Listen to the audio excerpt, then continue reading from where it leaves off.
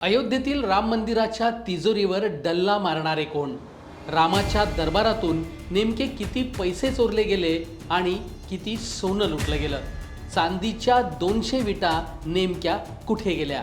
छोटे मासे पकडले गेले पण मोठे बाहेरच राहिलेत का?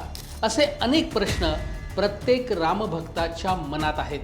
या सर्व प्रश्नांची उत्तरं राम मंदिर ट्रस्टमधून पहिल्यांदाच अधिकृतपणे दिली गेली आहेत. ती उत्तरं समाधानकारक आहेत की या उत्तरांमधूनच काही नवीन प्रश्न उपस्थित झालेत ते आपण पाहणार आहोत. त्याआधी लोकमतचं यूट्यूब चॅनल सबस्क्राईब केलं नसेल तर ते सबस्क्राईब करा आणि फेसबुक इन्स्टावरही आम्हाला फॉलो करा. नमस्कार, मी सचिन जोशी. मी राजीनामा द्यावा असा विचारही माझ्या मनात आला नाही. ट्रस्टसोबत उभं राहण्याची हीच वेळ आहे असं अधिकृत विधान अयोध्येच्या श्रीराम मंदिर ट्रस्टचे कोषाध्यक्ष स्वामी गोविंददेव गिरी महाराज यांनी केलं आहे. पुण्यात पत्रकार परिषद घेऊन त्यांनी आपली भूमिका मांडली.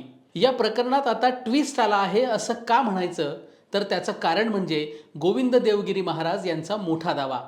एकीकडे राम मंदिरातील चोरीचे आकडे शेकडो कोटींमध्ये असल्याची चर्चा असताना गोविंद देवगिरी यांनी मात्र चोरीचा आकडा अत्यंत कमी असल्याचं म्हटलंय. याची आकडेवारी जी अव्वाच्या सव्वा सांगण्यात येते ना, तो सगळा पराचा कावळा आहे. जे माझं व्यक्तिगत आकलन आहे, त्या सगळ्या गोष्टी बघून त्याचं ड्युरेशन लक्षात घेऊन माझा व्यक्तिगत हा तुम्ही ऑथेंटिक धरू नका बरं का, अंदाज सांगतो तुम्हाला प्रामाणिकपणानं. हा 3 कोटीच्या आसपास असला पाहिजे असं मला नीटपणे जाणवतं. याच्यामध्ये सोनं किती, चांद किती? कारण काही माध्यमात 1400 कोटी गेल्याच्या अशा देखील बातम्या आहेत. या सगळ्या खोट्या आहेत. इतकं सोनं कोण टाकतं? शेकडो कोटी नाही तर फक्त 3 कोटींची चोरी आणि सोन्या चांदीच्या सर्व वस्तू ट्रस्टकडे सुरक्षित असल्याचं गोविंदगिरी महाराज सांगतायत. पण ते स्वतः कोषाध्यक्ष असताना ट्रस्टमध्ये चोरी झाली याला आपण जबाबदार नसल्याचं देखील त्यांचं म्हणणं आहे. त्यांनी नेमकी काय भूमिका मांडली आहे ती पहा. पुढे आलेला कोषाध्यक्ष म्हणून माझी जबाबदारी निश्चितपणे आहे. आता ते जरा लक्षात घ्या.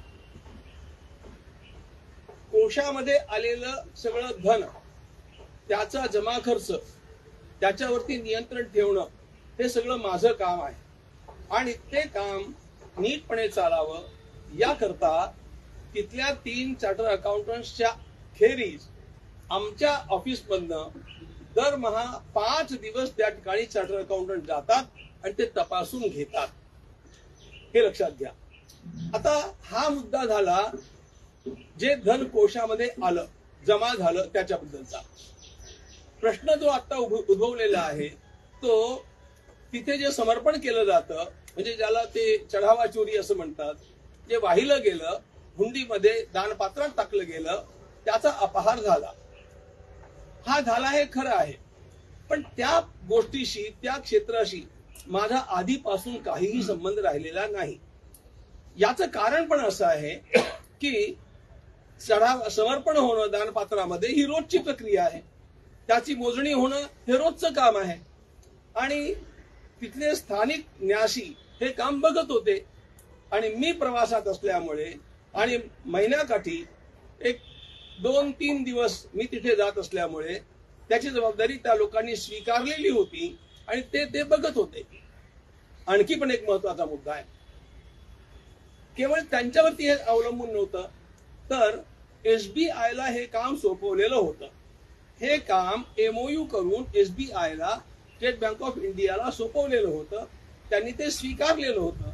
आता तुरुंगात जितके लोक आहेत हे लक्षात ठेवा, हे सगळे एसबीआयचे एम्प्लॉईज आहेत. त्यांना सर्व्हिसला ठेवलंय, ते एसबीआयनं ठेवलेलं आहे, ते आम्ही ठेवलेलं नाहीये. आता काय होतं, आपल्यातल्या काही लोकांनी हा चांगला मुलगा आहे याला ठेवून घ्या अशी शिफारस केलेली असणार, ती केलेली पण होती. पण कोणी शिफारस केल्यानंतर जो एम्प्लॉयमेंट देतो त्याचं हे काम असतं की त्याचा पूर्वेतिहास काय आहे किंवा तो काय योग्यतेचा आहे किंवा नाही हे बघणं कुणाचं काम आहे? तुम्हीच सांगा मला. हे एसबीआय बघते आहे. एसबीआय ही भारत सरकारची अत्यंत प्रतिष्ठित बँक आहे. आणि त्यामुळे त्या बँकेवरती विश्वास नाही ठेवायचा तर आम्ही आणखी कोणाला असं आणणार आहोत? कोषाध्यक्ष असलो तरी यात आपला दोष नाही असं गोविंद देवगिरी यांचं म्हणणं आहे. पण SITने काही ठपका भविष्यात ठेवला तर काय, या प्रश्नावर त्यांचं म्हणणं तुम्ही एकदा ऐकलंच पाहिजेत. तुम्ही जसं आता म्हटलात की राजीनामा देण्याचा प्रश्नच नाही, पण SITने कोषाध्यक्ष पदाची जबाबदार व्यक्ती म्हणून दोष त्यांच्या रिपोर्टमध्ये ठेवला, तर तेव्हा राजीनामा देणार का? विचार करेन. SITचं म्हणणं काही ब्रह्मवाक्य नसतं. I will have my own say. SITला ते प्रूव्ह करावं लागेल. चंपतराय यांचा राजीनामा योग्यच आहे आणि त्यांनी तो स्वतःहून दिलाय असं गोविंद देवगिरी महाराज म्हणतात. तसंच त्यांच्या डोळ्यांदेखत चोरी झाली आहे, त्यामुळे राजीनामा देणं योग्यही असल्याचं गोविंद देवगिरी महाराज यांचं म्हणणं आहे.